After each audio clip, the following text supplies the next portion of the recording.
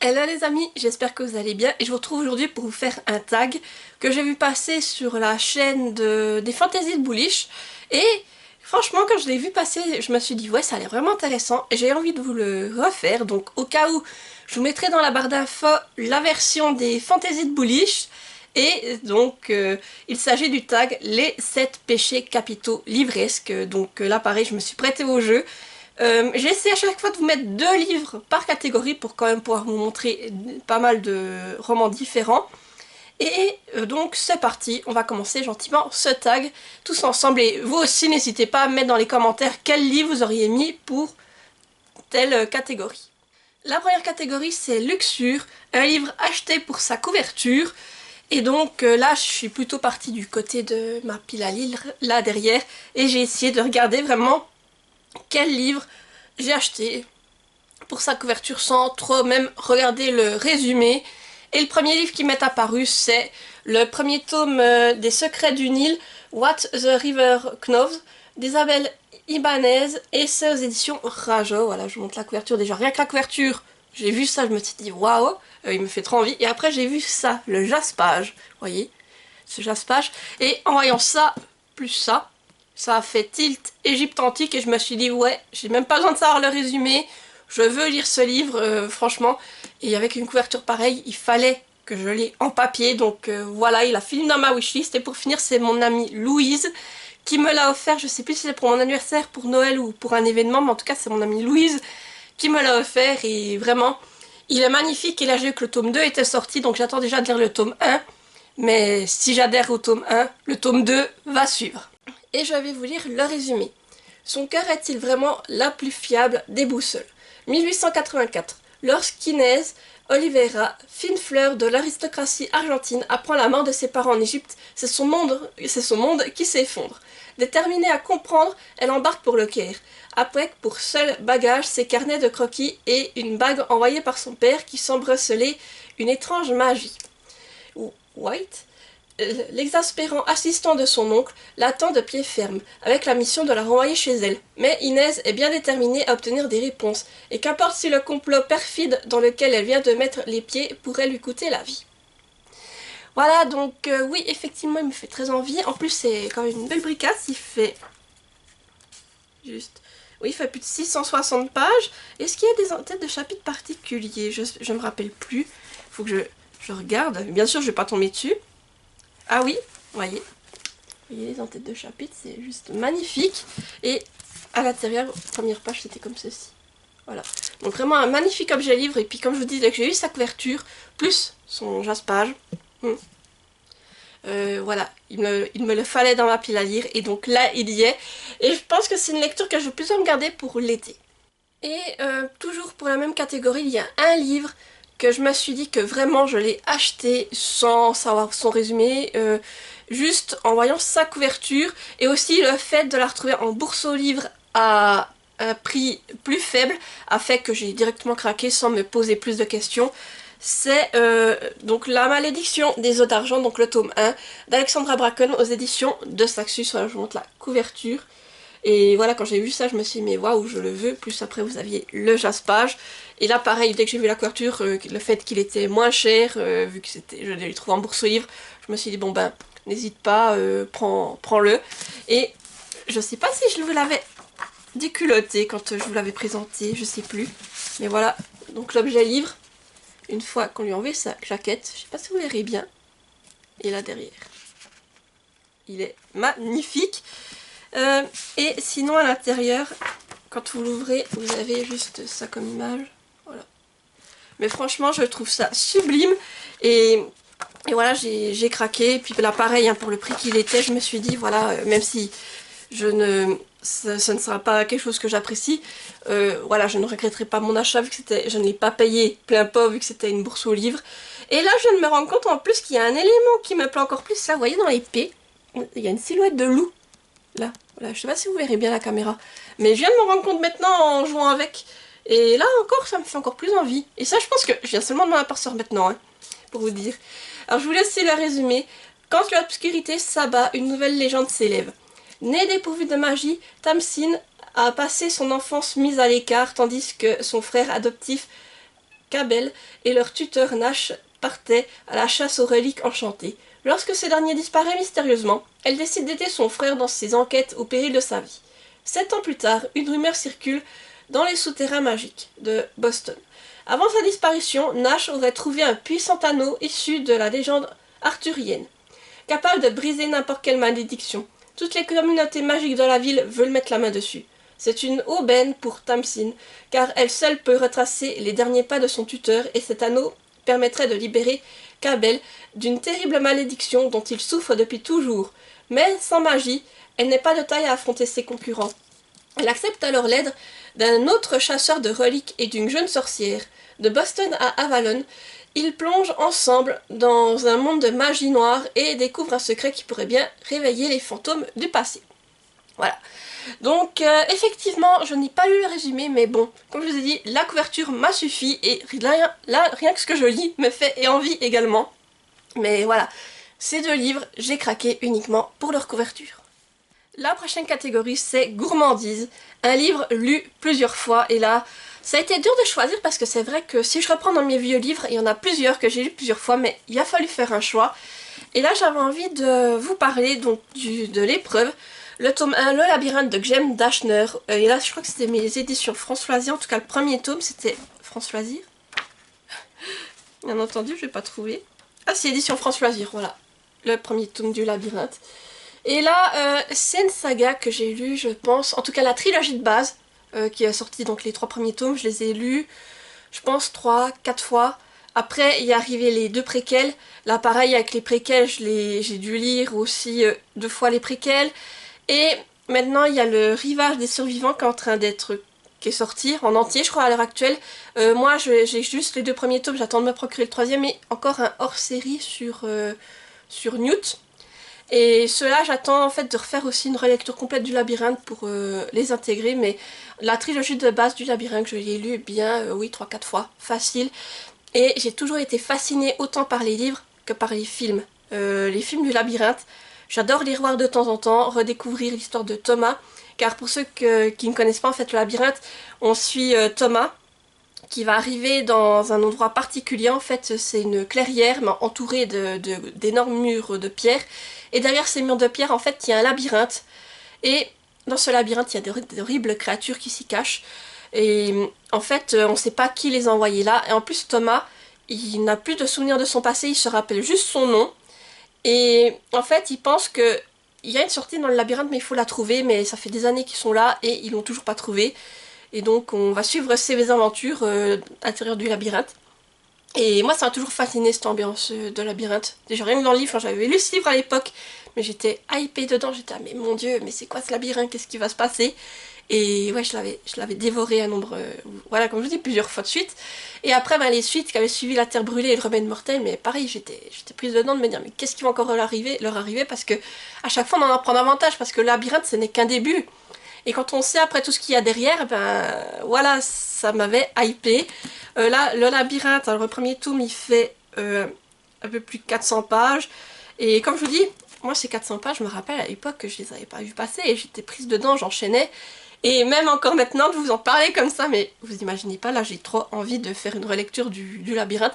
Sauf que cette année, c'est pas le labyrinthe qui va y passer, c'est Hunger Games, que je n'ai pas encore commencé d'ailleurs, mais ce sera relecture Hunger Games qui me fait aussi très envie et que j'aurais également pu mettre dans cette catégorie car Hunger Games, la trilogie de base, je l'ai lu aussi plusieurs fois, mais le labyrinthe, j'avais envie de vous en reparler car vraiment cette histoire du labyrinthe, elle me fascine, j'ai envie de dire. Et ça fait partie de ces grosses dystopiques qui ont fonctionné à l'époque, avec Divergente, tout ça, et qui m'ont fascinée quand j'étais ado. Et un autre livre qu'il fallait que je vous mentionne, que j'ai lu aussi énormément de fois, là je sais pas combien de fois je l'ai relu, mais vu l'état du livre, on voit qu'il a été manipulé beaucoup de fois, qu'il a été trimballé, voilà, que je l'ai lu beaucoup de fois. C'est Max, le tome 1, Opération Angel, de James Patterson, aux éditions Le Livre de Poche Jeunesse. Enfin, je vous montre la couverture, et là comme vous voyez le livre a bien vécu, là il se décolle, mais voilà, c'est, je pense, un de mes livres préférés quand j'étais ado. Et cette histoire, elle m'a aussi marquée. J'étais fascinée par ce qui s'y déroule et la trilogie, je l'ai lu aussi, je sais pas combien de fois, mais je l'ai lu beaucoup de fois et j'ai adoré cet univers. Donc là, on est avec des mutants en fait si vous voulez. On suit Max qui est une mutante, elle a des ailes d'oiseau dans le dos et ils étaient dans un laboratoire avec d'autres enfants comme elle, sauf qu'un jour un scientifique les a aidés à s'évader. Depuis ils vivent en paix dans un petit chalet qui est reculé je crois dans la montagne ou en tout cas isolé. Et elle, c'est la plus âgée, donc elle s'occupe des autres enfants qui ont aussi des ailes comme elle. Et ils vivent là comme ça, un peu reculés, en espérant ne pas que le laboratoire les retrouve. Sauf qu'un jour, en fait, ils vont être attaqués par des éraseurs. En fait, là, c'est des mutants moitié humains, moitié loups, qui vont les retrouver, qui vont les attaquer, et qui vont enlever la plus jeune de la fratrie, donc Angel. Et donc, le reste de la troupe va se lancer à sa recherche. Voilà donc pour ce premier tome. Et moi, alors Max, ça m'avait fasciné cette histoire, le fait d'avoir ces enfants mutants, d'avoir d'autres types de mutants que l'on découvre au fur et à mesure de l'aventure, ça m'avait fasciné.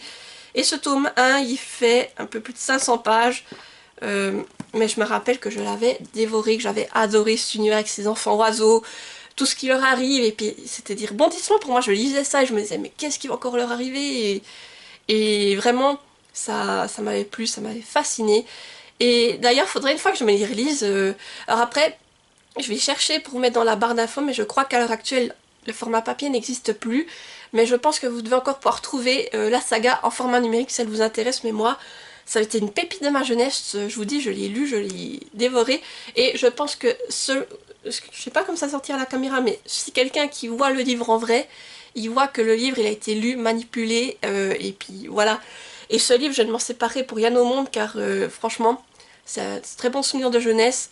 Et aussi, voilà, c'est l'état dans lequel il est, ça montre le fait que quand j'étais jeune, je l'ai bouffé. La prochaine catégorie, c'est Avarice. Et là, il faut un livre que j'ai dans plusieurs éditions. Alors je vous avoue que là, je peux vous en montrer qu'un. Car en fait, c'est vrai que je suis pas une adepte d'avoir un livre dans plusieurs éditions, même si ça m'a beaucoup plu, en tout cas dans plusieurs éditions papier.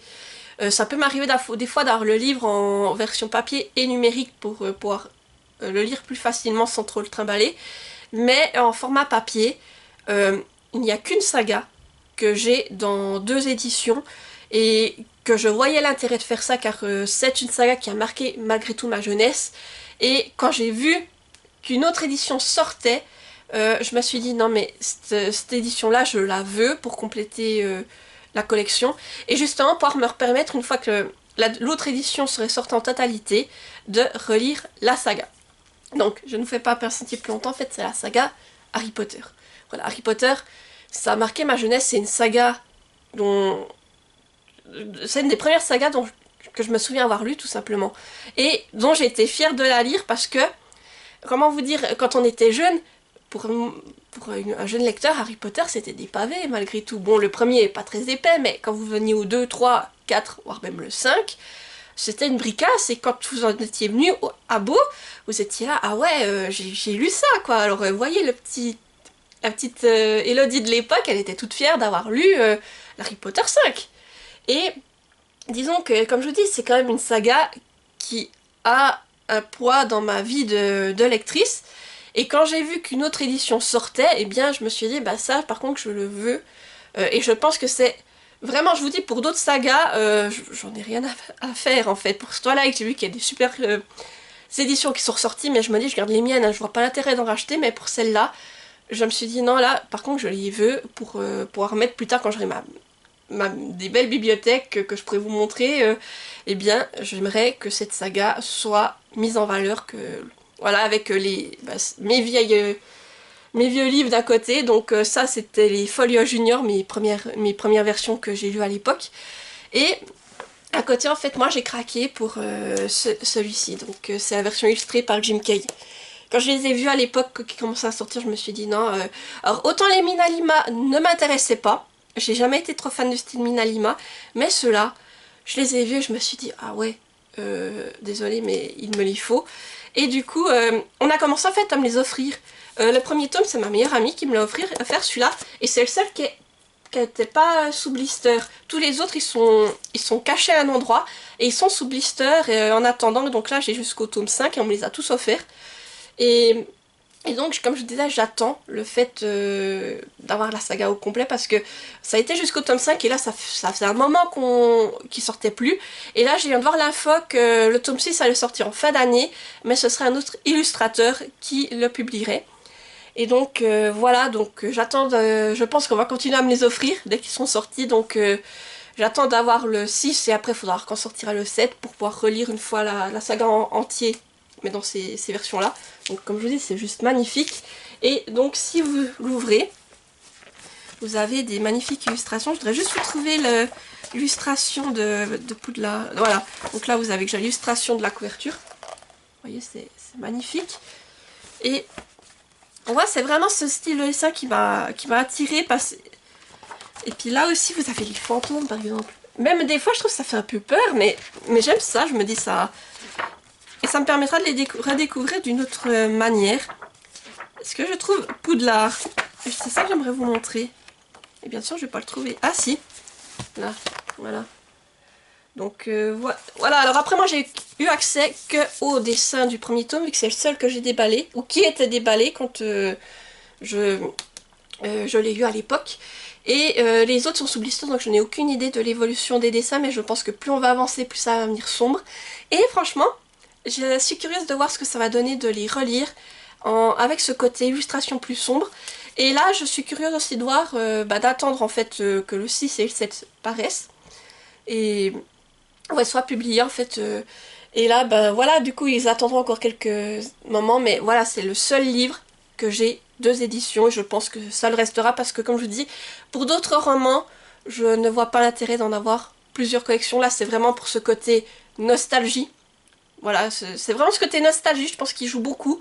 Et même pour vous donner une idée, Hunger Games, ils ont fait un peu la même chose aussi. Il y a un livre comme ça, illustré, qui est sorti, mais Hunger Games, j'ai pas un aussi gros attachement, peut-être aussi parce que je l'ai découvert plus tard qu'Harry Potter.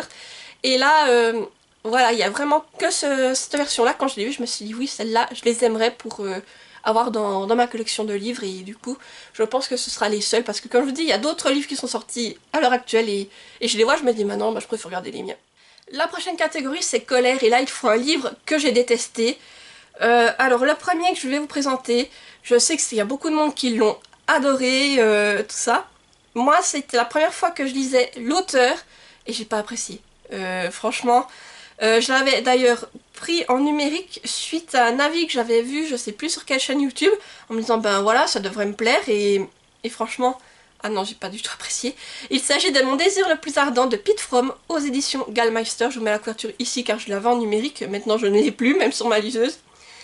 Et là, alors je me rappelle même plus trop de l'histoire, on est avec... je crois qu'on est avec un couple qui sont passionnés un peu de canoë. Ils vont se marier et en fait, la dame va tomber malade. Voilà, c'est tout ce que je me rappelle. Mais, alors certains ont dit que ce livre les avait touchés, vraiment émus. Moi en fait, j'ai pas été émue. Alors déjà, je pense que j'ai pas adhéré à la plume de l'auteur, mais aussi la manière dont la maladie était tournée. Peut-être du fait que moi-même étant si malade, ses réactions, au lieu de me dire voilà, de m'émouvoir, m'énervaient. Je sais pas pourquoi, comment vous le dire, mais c'est vrai que je lisais ce livre et ça m'énervait que j'étais là, non mais non, mais non, mais non. Et je sais pas si c'est aussi le moment où je l'ai lu, mais voilà, c'est pas passé, j'en garde pas un bon souvenir. Et au final, je me forçais à le terminer parce qu'à l'époque, quand je l'ai lu, même si ça me plaisait pas, je me disais vas-y, tu vas au bout, peut-être qu'il peut y avoir une surprise et tu vas aimer. Et au final, ça n'a pas été le cas, j'ai pas apprécié cette lecture, j'ai pas été émue, pas du tout. J'ai même été plus en colère, voilà, qu'autre chose. Et ouais, ça m'a... Et puis la plume aussi, je pense que la plume, j'ai pas du tout adhéré à la plume. Et c'est pour ça que maintenant, quand je vois Pete Fromm, je me dis, ouh non, je crois que la plume, c'est pas passé, donc je vais pas retenter. Et ouais, je sais pas. Pourtant, j'en avais entendu tellement de bien à tout, je m'attendais à une belle découverte, à être vraiment touchée au plus profond. Et ça n'a pas été le cas, franchement, j'ai rien ressenti en lisant ce livre. Juste comme je vous dis, apparemment de la colère, de me dire mais non, mais non. Et peut-être aussi, c'est ce que je vous dis, le fait aussi d'être malade de mon côté m'a fait voir les choses d'un autre point de vue, je ne sais pas. J'ai plus assez de souvenirs pour vous dire exactement tout ce que j'ai pensé, mais voilà, c'était pas passé. Je sais qu'au final, je me suis forcée à le lire et que maintenant, à l'heure actuelle, si je devais le lire, et je pense j'arriverai à un certain moment, je me dirais non, arrête, ça vaut pas le coup de t'obstiner. Je me serais pas pris la tête à le lire, mais là, comme vraiment j'ai voulu aller jusqu'au bout, bah, au final, ça a été une grosse déception, et voilà, ça m'a vraiment pas plu du tout. Et un autre livre que j'ai vraiment détesté, que je me rappelle que pour une raison particulière, c'est Wicked, le tome 1, la véritable histoire de la méchante sorcière de l'Ouest de Gregory Maguire, aux éditions Brajlon. Donc je vous mets aussi la couverture ici. Moi je l'avais en papier, mais depuis le temps, il n'est plus dans les bibliothèques. Vous pouvez l'imaginer, je ne l'ai pas gardé. Alors ici, c'est le livre qui est sorti il y a pas mal de temps. À un moment donné, il était plus disponible. Et après, il était revenu, il l'avait republié. Et à l'époque, je sais que je suivais Margot Liseuse qui en avait beaucoup parlé de ce livre en disant comme quoi il était génial, etc. Que c'était une réécriture du Magicien d'Oz, en tout cas de la méchante sorcière dans le Magicien d'Oz, je vais réussir à parler. Et je m'étais dit, ah ouais, ça peut être intéressant. Et à l'heure actuelle, en fait, ils ont adapté le film Wicked de ce livre, je crois. Il me semble, hein, parce que j'ai même pas vu le film, alors mais je crois que oui, c'est ça. Alors, personnellement, j'étais, avec tout ce que j'avais entendu Margot Liseuse le vanter, que je l'avais trouvé, j'étais trop contente et je me disais, ouais, je vais enfin pouvoir le découvrir. Et comment vous dire? Alors, ça a été très dur d'en venir à bout. Car moi, je pensais vraiment avoir l'histoire de la sorcière, de savoir pourquoi elle était devenue comme ça, toutes ces choses-là. Et j'ai pas eu ça, en fait, de mon point de vue. Je trouvais que ce livre, il parlait beaucoup trop de politique, de choses comme ça, et ça m'intéressait pas. Mais pas du tout. Et je me rappelle que j'étais en train de le lire parce que pareil, j'étais dans cette période où je me disais, mais vas-y, tu l'as commencé, tu vas au bout pour voir si finalement ça te plaît quand même. Et je me rappelle que je faisais des sessions de lecture d'essayer de lire 50 pages. Et j'avais l'impression, en fait, je pensais que j'avais lu, je sais pas, 30 pages, etc. En me disant, voilà, c'est bon, t'approches de la fin de ton objectif. Et je voyais que j'avais lu seulement 10 pages. Mais j'ai eu une impression vraiment de mettre une éternité à lire. C'est le souvenir qui me reste. Et pour le reste, je me rappelle même plus trop l'histoire de la sorcière. Moi, ce que je me rappelle, c'est ce côté politique qu'on nous rabat, ouais, qu'on n'arrêtait pas de nous parler, tout ça. Et c'est pas ça qui m'intéressait vraiment. Et pour finir, voilà, ça a été une grosse déception. Je sais qu'il y a eu des suites, mais je ne les lirai pas. Et j'ai même pas vu le film en fait. Je sais pas si j'ai envie de voir le film qui a été adapté du livre. Mais en tout cas, le livre, c'est pas passé du tout. Ce côté politique ne m'a pas plu. Comme je vous dis, il m'a fallu une éternité pour le lire, quoi. J'ai vraiment... Je me rappelle, je me revois exactement à l'endroit où j'étais pour le lire. Et je me revois tourner ces pages et me dire... Et puis tourner les pages, et quand je regardais en bas le nombre où c'est que j'en étais, le numéro de la page, me dire mais t'as seulement lu ça et ça fait 1 heure que t'es dessus alors que tu aurais dû lire déjà depuis belle lurette tes 50 pages en temps normal, mais... Ah mais j'ai ce souvenir, vous imaginez pas, et ouais, je revois encore la déception que c'était en me disant... Ah, comme je voyais Margot Liseuse qui nous le présentait, qui était vraiment... qui se trouvait pas ses mots tout ça, et puis que moi je lisais ça et que j'étais là, oh mon dieu, mais... Ah non, ça passe pas. Et puis du coup, voilà, je pense, une de mes plus grosses... Ces deux-là, je pense, c'est mes plus grosses déceptions, parce que on me les a recommandés. Je pense que je m'attendais à les aimer pour ce qu'on m'en avait dit, et c'est pas passé.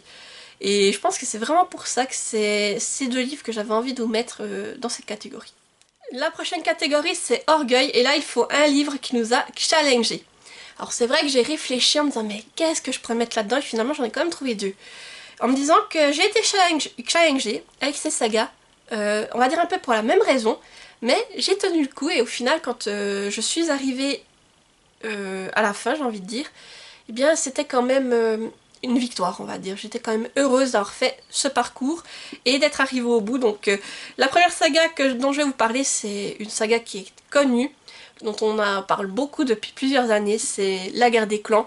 Deer Hunter, donc là je vous présente le premier tome du cycle 1, Retour à l'état sauvage chez Pocket Jeunesse, voilà. Et La Guerre des Clans, bah, c'est une saga qui est connue aussi pour être très longue. À l'heure actuelle, il y a 7 cycles de 6 tomes. Alors le 7e cycle, je sais pas s'il est encore entièrement paru en français, mais à chaque fois vous avez un cycle de 6 tomes.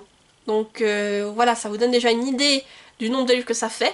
Plus à côté de ces cycles, vous avez des hors-séries illustrés, des short adventures sur des personnages secondaires, etc. Donc ça fait énormément de livres, effectivement.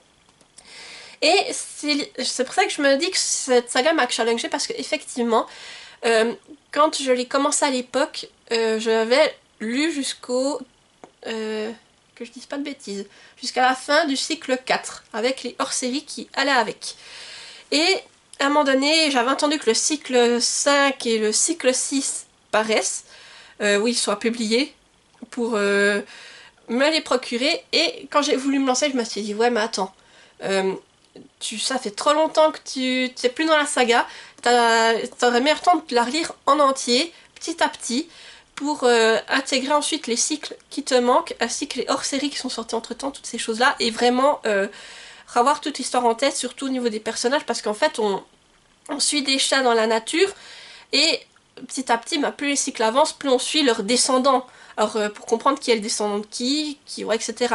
Donc je m'étais dit, il faudrait la relire. Alors pour vous donner une idée, je l'ai déjà lu une fois jusqu'au cycle 4, comme je le disais, quand j'étais plus jeune, ado. Et il y a quelques années, j'ai fait la grosse relecture, alors c'est ça qui a été le challenge, grosse relecture, j'ai recommencé tous les tomes, tous les cycles, et j'ai été jusqu'à la fin du cycle 6, avec tous les hors-séries, certains short adventures, des hors-séries illustrés, etc. Et là, ça a été le challenge parce que il m'a fallu, je crois qu'il m'a fallu un an et demi pour relire tout ça, entre-temps en intercalant aussi d'autres lectures. Donc c'est là qu'a été le vrai challenge, et que finalement je suis contente de l'avoir fait, d'avoir redécouvert la saga, et de me rendre compte que je l'apprécie toujours autant. Donc la guerre des clans, c'est vrai, je vous en parle, mais je vous dis pas vraiment ce que c'est. En fait, dans le tome 1, on suit un jeune chat qui s'appelle Rusty, qui est un chat domestique. Sauf que lui, il est fasciné par la forêt qu'il y a à côté de chez lui. Et un jour, il va s'y aventurer, puis il va tomber sur des chats sauvages. Et les chats vont lui expliquer que eux, ils vivent selon certaines règles, et que s'il le souhaite, il peut les rejoindre, mais voilà, il faut qu'il se décide rapidement. Et ensuite, il va accepter de rejoindre les clans, et il va découvrir comment vivent ces clans dans la forêt. Lui, donc, il va intégrer le clan du tonnerre. Parce que tout ce que je peux vous dire. Et c'est vrai que c'est une histoire qui est très intéressante, et au fil des cycles, il y a des chats auxquels on s'attache qui vont mourir, il y a de nouveaux personnages forts qui vont arriver. Toutes ces choses-là sont très intéressantes. Dans les hors-séries, on en apprend plus sur certains personnages emblématiques de la saga, donc ça aussi c'est très intéressant. Et voilà, cette saga, elle m'a fascinée quand j'étais adolescente. Et là, de la relire, j'ai éprouvé la même fascination, de me dire, mais cet univers, c'est tellement bien pensé. Et là, donc, je me dis, cette fois, je vais pas laisser autant de marge entre le moment où je me lancerai dans le prochain cycle. Là, j'attends que le cycle 7 soit entièrement traduit en français. Et dès que ce sera le cas, je me lance. Comme ça, je enchaîne, et puis en lisant le cycle 7, je rajouterai les hors-séries qui seront parus entre temps, ou les petites short adventures qu'il me reste à lire. Et comme ça, je serai de nouveau à jour jusqu'à ce qu'ils traduisent le cycle 8, parce que je crois qu'en anglais, je sais pas combien de cycles ils sont, mais voilà du coup, pour ce qui m'a challengé, car déjà juste arriver à lire à la fin du cycle 6 en français, avec relecture, comme je vous dis, de tous les hors-séries, des hors-séries graphiques ou short adventures, ça m'a demandé une année et demie de relecture plus découverte ensuite, mais franchement, moi je trouve que ça valait le coup, et je suis contente de l'avoir fait, mais quand même, c'était un peu la petite victoire d'avoir osé le faire. Et là, une autre saga dont je vais vous parler, qui est très connue, mais c'est un peu pour les mêmes raisons qu'elle m'a challengée, c'est la saga Journal d'un vampire. Donc là, c'est le tome 1 de L.J. Schmidt, et c'était chez Hachette dans la collection Black Moon. Voilà, je vous montre là mon ancienne édition. Et Journal d'un vampire, je pense que je vais pas vous refaire le résumé, je pense que c'est assez connu, tout le monde connaît. Et comment vous dire, alors ça m'a challengée parce que à l'époque, moi j'ai connu Journal d'un vampire au moment où ils étaient en train de sortir au fur et à mesure les tomes. Donc j'avais lu le tome 1, j'avais adoré, et ensuite il y avait un certain décalage entre le moment où les suites sortaient, et je me rappelle que quand les derniers tomes sont arrivés, parce que c'est une saga de 11 tomes, hein, voilà, pas une petite saga, et je me rappelle que quand ils sont arrivés autour du tome 8, 9, je me suis dit, j'ai plus trop de souvenirs de tout ce qui s'est passé au début, je voudrais pas rater des éléments importants. Donc j'avais déjà lu les 7 premiers tomes, en tout cas, de sûr. J'ai attendu que le reste soit publié en français, soit traduit. Et après je vais quand même vérifier que c'était bien la fin, parce que des fois il y avait d'autres tomes qui venaient après coup et je me disais mais non, mais c'est pas la fin de la série. Et donc là c'était bien la fin, il y avait 11 tomes. Et je me suis dit bon ben maintenant tu reprends tout depuis le début et tu te tapes les 11 tomes pour découvrir enfin le fin mot de cette histoire. Et je l'ai fait, j'ai adoré la saga. Et faut dire à chaque fois que la saga c'est des bricages de plus de 400 pages, alors voilà, fallait les lire. Et j'ai fait ça quand j'étais ado, ouais j'étais ado. Alors, je les ai commencés quand j'étais ado, et la relecture j'ai dû la faire, quand je sais plus à quel âge, mais voilà, j'ai toujours autant adoré. Et là, j'aimerais une fois prendre le temps aussi de relire les 11 tomes, plus je crois qu'il y a 6 tomes sur le journal de Stéphane, où c'est qu'on raconte ce qui s'est passé avant le journal d'un vampire du point de vue de Stéphane. Et cela aussi, j'aimerais bien prendre le temps de relire ces 6 tomes, pour vraiment relire toute la saga. Et je sais que j'avais adoré, puis maintenant voir le point de vue, en tout cas ce que j'en penserais à l'heure actuelle. La prochaine catégorie c'est Paresse, et là c'est un livre qui traîne dans ta pile à lire. Alors là j'en ai relevé 2, alors je me suis aidée de Livre Addict en fait, que j'ai été voir dans ma pile à lire, et j'ai essayé de voir les livres qui étaient les plus anciens à l'intérieur. Après c'est pas, je pense que c'est peut-être pas 100% vrai, car quand j'ai commencé à tout rentrer dans mon livre addict, c'était en 2019, mais j'ai essayé de voir les livres qui me paraissaient plus anciens que 2019 et de vous les présenter ici. Donc tout d'abord un livre que je pense qui est là depuis un sacré moment mais qui me fait toujours très envie et que je sais qu'un jour ou l'autre je vais le lire, c'est un Chair de Poule, donc un Horrorland. C'est le tome 17, Ose, le magicien de boue de R.L. Stein. Voilà, je vous montre la couverture. Et comme je fais la collection des Chairs de Poule, voilà, j'en prends toujours au fur et à mesure. Et même si je ne les lis pas tout de suite, je sais que de toute façon, à un moment donné, quand j'aurai envie d'en lire un, ce sera fait. Et voilà, c'est pour la collection. Et donc voilà, celui-ci, apparemment ça fait depuis 2019 qu'il est dans ma pile à lire, voire peut-être même avant, mais je sais très bien qu'un jour ou l'autre il sera lu. Et voilà, ça...